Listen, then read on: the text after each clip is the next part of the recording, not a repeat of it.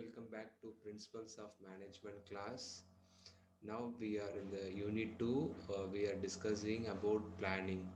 In the last class, we see the definition of planning. By now, you know the definition of planning. It's a process of outlining the activities that are necessary to achieve the goals of the organization. So, yeah, organization, in order to achieve its goal, it's very important they need to do the proper planning. Now in today's class we see the nature and purpose of planning. So it comprises of the following things, like planning is goal oriented, planning is a primary function, planning is all pervasive, planning is a continuous process, planning is forward thinking, planning is flexible, planning is essentially decision making. So we all discuss about this nature of the planning now. Planning is goal oriented. Every plan specifies a goal to be attained in the future and necessary steps to reach them. A manager cannot do any planning unless the goals are known. So, planning is the starting area. So, when we start with the planning, the manager or whoever is doing the planning, they have to know what is the goal or objective that need to be achieved. So, a planning is something which is based on a goal. That's the first nature. The second one is a planning is a primary function. Planning logically precedes the execution of all other managerial functions.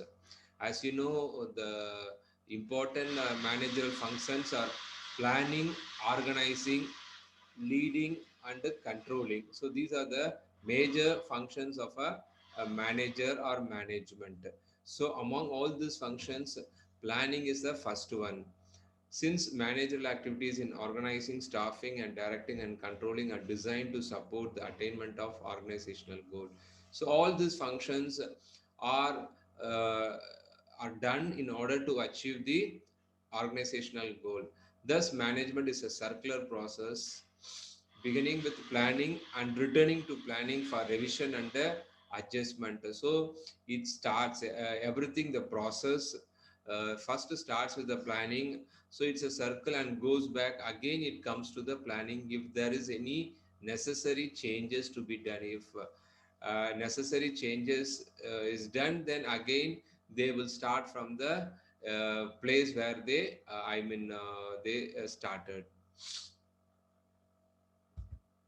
Then planning is all pervasive.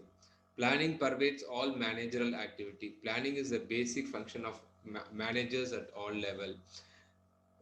Sorry. Planning is like something, it's something very important. It is important and it is a priority for all the management functions.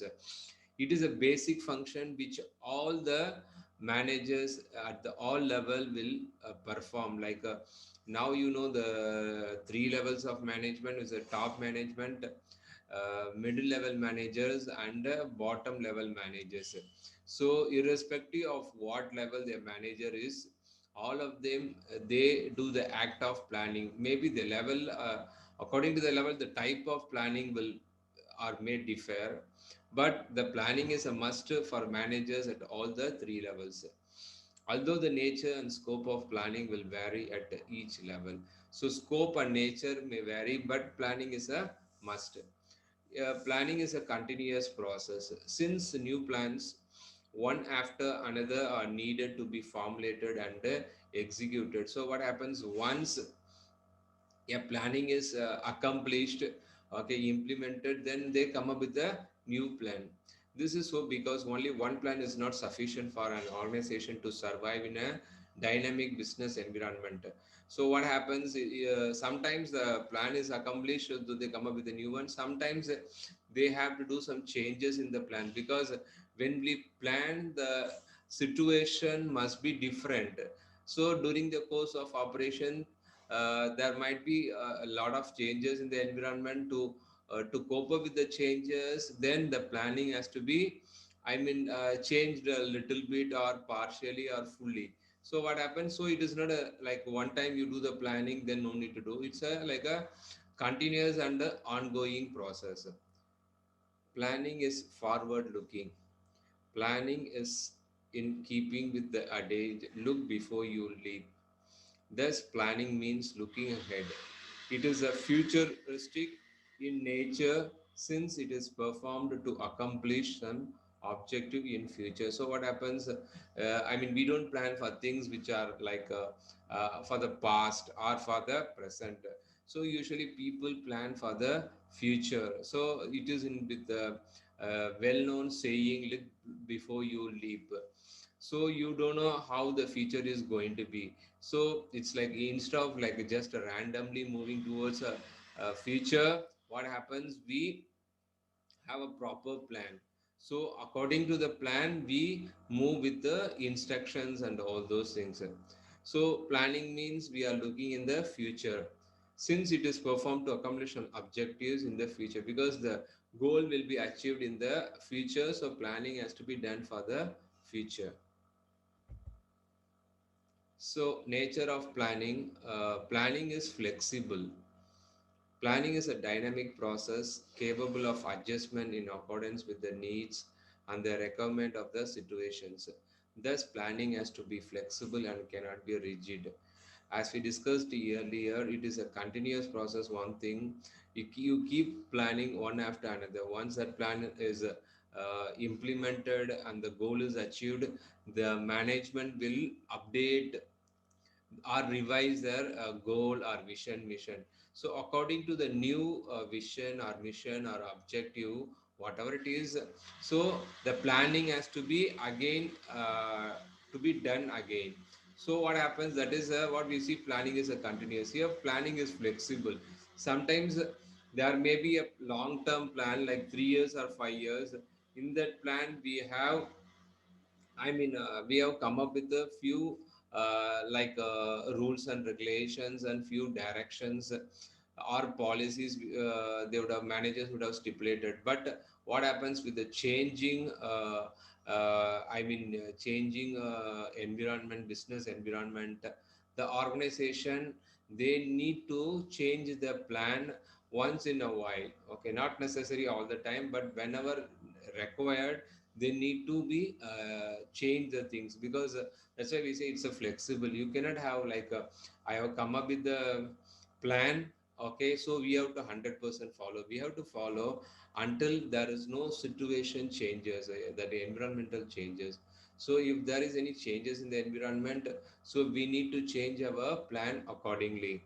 So thus planning has to be flexible and cannot be rigid. Okay, so like so many things, like in hotel industry, they usually keep plastic bags in the toilet, okay, to to collect all the, what do you say, soiled this thing. That's a procedure.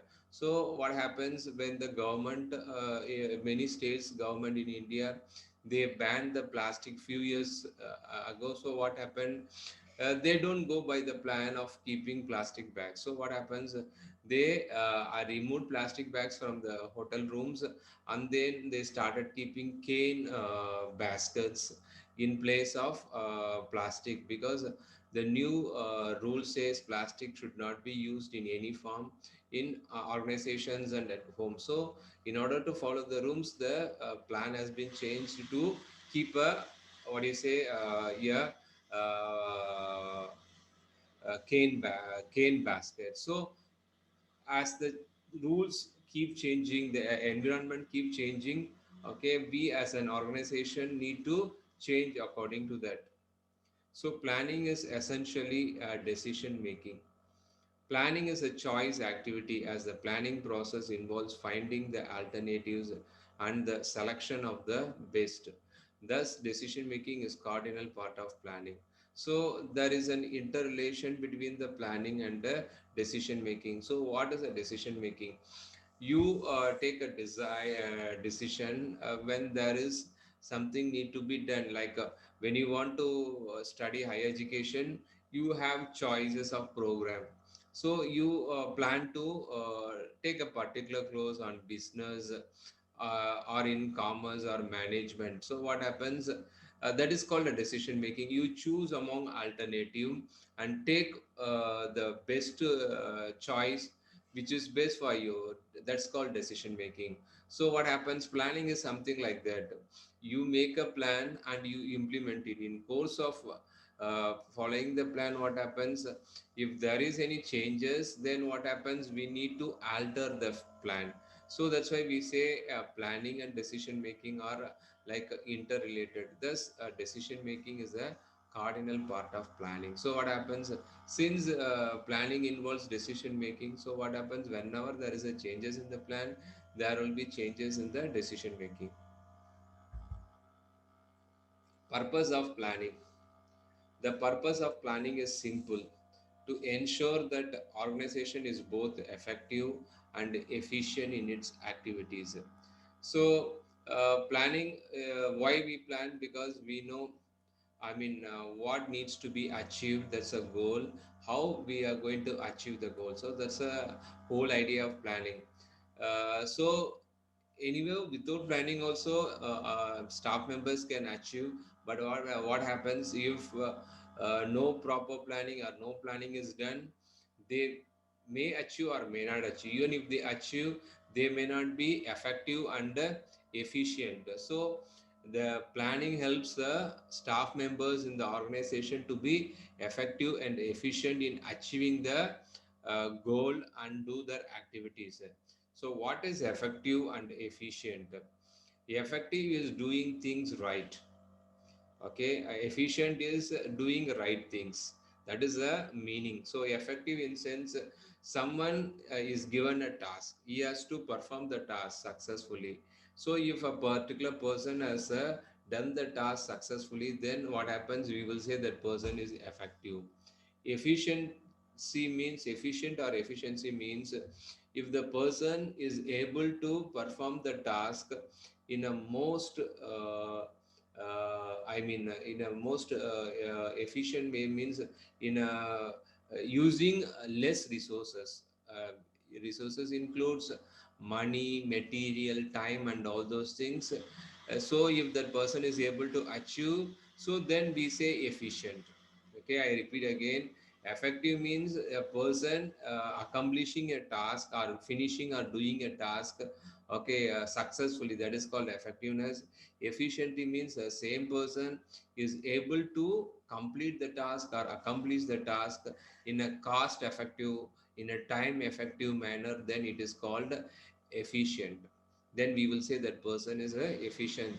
So the whole idea of planning is to the plan to complete a task or achieve the goal for the people in the organization in an effective and efficient manner. So that's a main objective of planning. Now we just start with the planning process. Planning process involves like seven stages. That is, it starts with identifying goals. Okay, so what is a goal? Something which has to be accomplished by the staff members in an organization. So the goal will be, it may be the goal of the organization, it may be the goal at the departmental level, it may be the goal for an individual.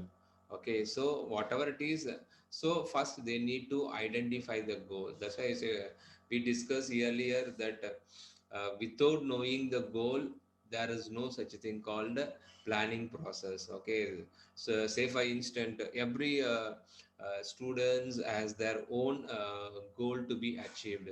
So at this point of time, when you are a student, what should be your goal?